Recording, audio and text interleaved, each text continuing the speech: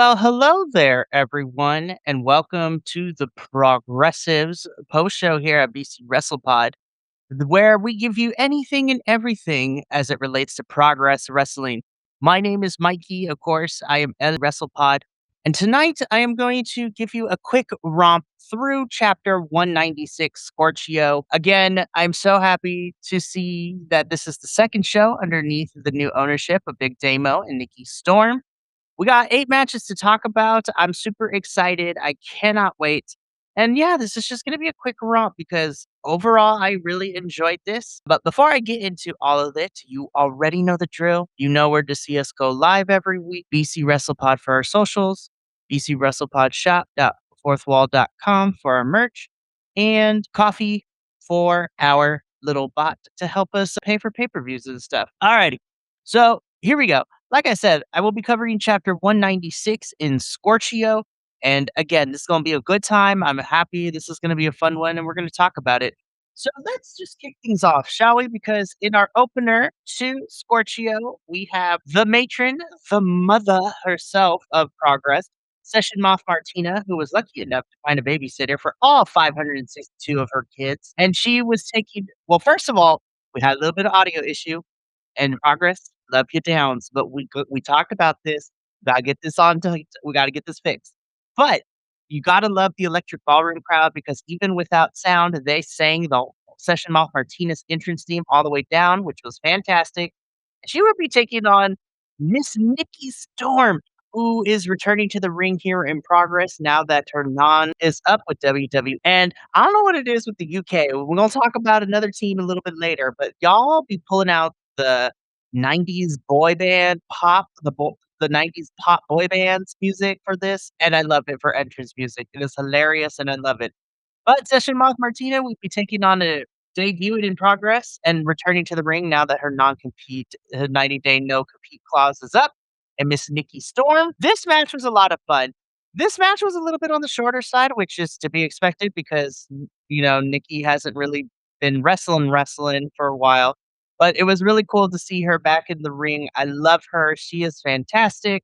Session Moth Martina always makes a really good, antagonist to whoever she is going up against. And this was a really good, fun return to form for Nikki Storm, who of course got the win in this match, but I am so happy that she is back. I love that her and her husband Big Damo are the new owners of Progress as well as Defy Wrestling here over here on the West Coast of Washington. I'm just really happy to see Nikki Storm. And I feel that the feeling of just seeing me be happy to see Nikki Storm wrestle again after, being done with WWE trumps any like issues that I had. Again, really the only complaint I have with this match is that it was really short.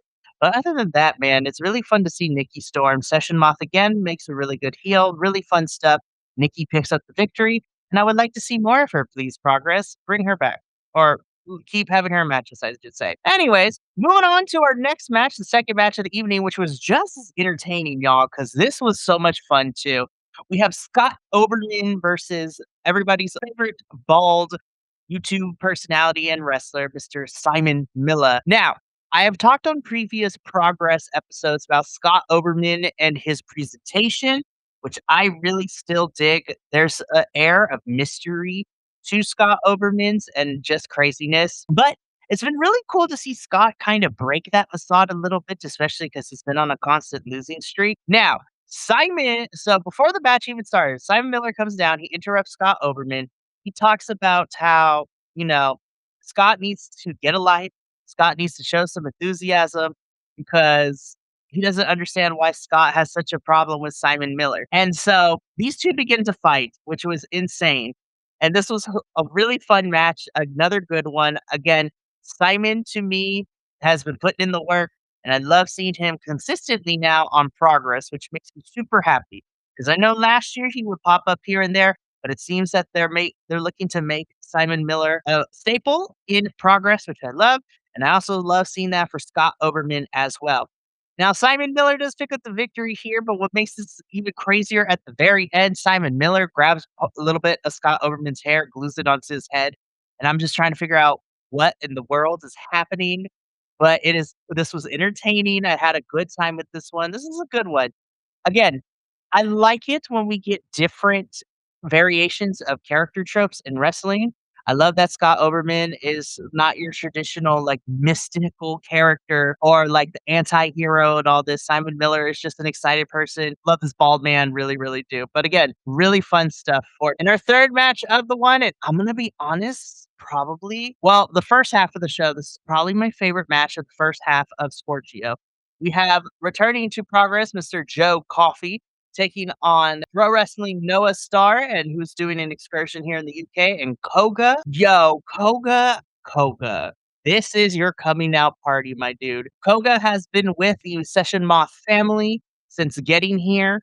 We last chapter at chapter 195, we had Koga out go after and challenge his twin brother, Gene Money, for the Atlas Championship. While Koga did not win that match, it was a really good match, and it was really showcased his potential. This was the coming out party for Koga. My goodness, this is not to say that Koga's wrestling before this was not great, but this is where he put everything that he's been learning in the UK on his excursion, and he put it to use. Because my goodness, Koga was on fire, and Joe Coffey is no slouch either for this one. Honestly, this was my favorite match of the first half in terms of wrestling wise.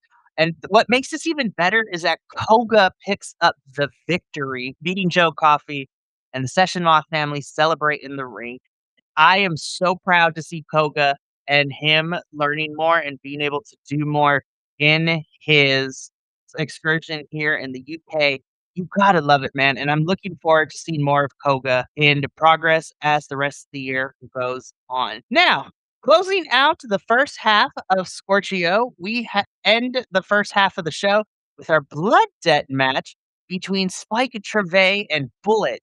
Now, I had no idea what a blood debt match is, so I learned this as I was watching it. So apparently, this is how a blood debt match works. Each wrestler has a tiny little capsule that they have on their personage, and what they need to do in order to win the blood debt match is they have to make their opponent bleed, collect some of the blood into that little capsule that they are given, give it to the ref to pay the debt, and then they are allowed to pin or submit for the win. But if they do not give that capsule of blood to the ref, then they cannot win the match until they do so. And this went is about exactly as I thought it would be. Bullet was the aggressor, and he was in charge for the first half of this match, trouncing Spike Trevay, throwing him everywhere, like decimating him. He made him bleed, and so Bullet was able to collect the blood first and give it to the ref. And then Spike Trevay would counter in the second half and get that his blood too. And then it was just a straight war of attrition. Chairs, diving into the crowd, ring posts, stairs, jumping off stages. This had everything. And yeah, this match was a lot of fun. I was a little surprised to see it clock under like 13 minutes at least, but it was still a pretty good one. Again, timing is the only thing I really have a big complaint about, but my goodness. For a blood debt match, for the first of its kind, according to commentary, that this is the first match of its kind in progress, I really did enjoy it. You know, I like when wrestling tries new things. Spike Gervais would end up being the victor in this match, and I think this is it. I think we're done with the Spike Gervais and Bullet feud for now. Spike Gervais can put Bullet in the background from now because I'm going to talk about Spike when we get to our main event because I think we might be setting him up for to be our new challenger for our Progress Men's Champion. Also, sidebar, I like Spike Gervais' entrance theme. Rory is one of my favorite singers in the EDM scene, and her song for Spike Gervais' entrance, which the song is called In the Bible. Really good stuff. I actually really enjoy it. But yeah, this was a really fun match to end the first half. Again, blood debt match, first of its kind in progress. Yeah, again, I like when wrestling tries new things, and I'm excited to see where the Vultures Spike Gervais goes from here. We get a little bit of a break, and when we come back, we open up the second half with this match. And honestly, this is a really good match, y'all. I highly recommend you go see this tag team match. So we have the Velocities taking on CPF. These two teams are very new to me. I've heard of the Velocities by name, but I've never heard of CPF. And once again, we had 90s boy band music entrances. Great, loved it immediately. 10 out of 10 for me. But This match was when that bell rang, it was just 120 miles per hour. This is why I love Progress is because not only do we get to spotlight new talent, but tag team wrestling is well and alive here in Progress. These 2 went at it, and my gosh, this was amazing. CPF would win over the Velocities, but again, I love it that Progress, what they're doing to talent. I wanna see these 2 come back. I wanna see them fight again. I wanted to see the tag team action more here in Progress. So, really good stuff. I love them dearly. Good, good stuff with this opening match of the second half. Okay, so this match was for let's talk about this because the match itself was a lot of fun for what we got. So, this is for the Progress Atlas champion, and this is, of course, the dirty dog himself, Gene Money, taking on Tommy Tanner. Tommy has been on the Progress shows for the last couple of chapters, and I'm really digging Tommy. I said this last time. And of course, Gene Money, fantastic stuff. The match was really good, and I was having a blast with it. But then, let me tell y'all, from NXT UK to Rev Pro, Shaw Samuels makes his return to Progress and causes this match to go to a no contest, beats up Session Moth, beats up Gene Money, beats up Tommy Tanner, and lets it be known that he's coming for the Atlas Championship, y'all. I love me some Shaw Samuels. I think he is great, and I am looking forward to seeing what he does here in Progress. This is going to be fun. I'm really excited. This is good stuff. And because this ended up being a no contest, and with Shaw Samuels getting involved at chapter 197, Wrestling Over Everything next month, we're going to have a fatal 4-way for this Atlas Championship. Gene Money will be defending the title against Tommy Tanner, Shaw Samuels, and MLW wrestler Dijak. So it should be really interesting. But yeah, the match itself before the Shaw Samuels run in was fun, fantastic, good moments, funny moments, good wrestling. But I'm really excited to see Shaw back in Progress, and I'm looking forward to it. Now, after this match, though, let me tell you, this was my match of the night, and this was really hard because the next match was also in contention too.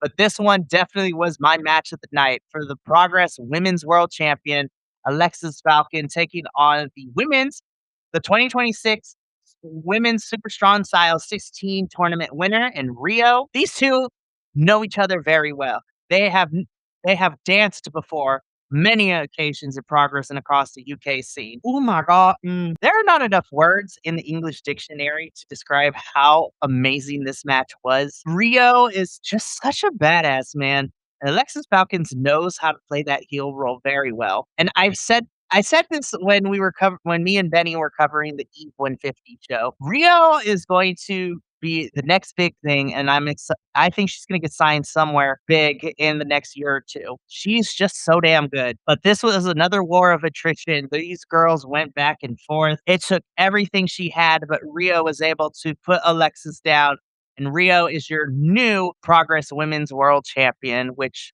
much deserved. Rio, you get one of these girls. Yes. So, again, this was my favorite match. Y'all need to go watch this. Fantastic stuff. But not but even though the next match was not my match of the night, it came damn close because of the main event of chapter 196, Scorchio. We have the Men's Progress Championship, Cara Noir defending the title against the Men's Super Strong Style 16 2026 winner and Charles Crowley. Our favorite twat is back, y'all, and it did not come to play. This is what happens when you let 2 theater kids have a wrestling match. We had some funny moments, we had some theatrics, but Charles Crowley and Cara Noir are so good, y'all. This was such a fun match. But unlike our women's match, Charles Crowley would not be able to win. And that is because Cara Noir would just crush Crowley's soul by destroying his monkey that he brings out with the sledgehammer, allowing him to take a distracted and grief stricken Charles Crowley for the win. Cara Noir is still your Progress Men's Champion. After the match, though, Cara Noir was going to continue to beat up Charles Crowley until Spike Treve came in for the save. And so it seems we might be setting up Cara Noir versus Spike Treve and their feud round 2. But the roles are now reversed. Cara Noir is the heel, and Spike Treve might be the baby face, which is very interesting. Yeah, this match was so much fun. Again, it had good wrestling, theatrics, and funny moments. and really fun storytelling. And I'm excited to see where we go from here next. But that takes us to the end. That has been my quick review of chapter 196, Scorchio. Scorchio is another fun show. I don't think there was too much that moved the needle per se, but man, I had a blast with this, and I hope y'all did too. Now, it's going to be a busy week for the British wrestling scene, but the next time that we'll be back with another Progress show, we'll be back in September, the beginning of September, to talk about chapter 197 for Progress, Wrestling Over Everything, but that's a part of All In weekend with, Eve 153, Mystery Wrestling. It's gonna be good. It's gonna be a good time. But we still got a lot of fun things coming up for the remainder of the week. Tomorrow night, I will be here once again, but rocking it solo for TNA. And Saturday and Sunday, Kilt and I, as well as some of our podcasting friends across the internet, will be doing a live watch along for WWE SummerSlam for both nights. So you get a double dose of fun stuff. But that's going to be it for me here. Thank you so much for tuning in. From all of us here at BC WrestlePod to you at home, remember, take care of yourself, love one another, stay iconic, and more importantly than anything, you always deserve to finish your story. We will catch you tomorrow night for TNA, but until then, and until next time, peace. Thank you so much for tuning in to another Vibe Tribe production. What's gonna happen next time? Well, you're gonna have to tune in to find out. But until then, remember, take care of yourself, love one another, and as always, make sure that you keep the good times rolling. Thank you for being here, and we'll see you next time.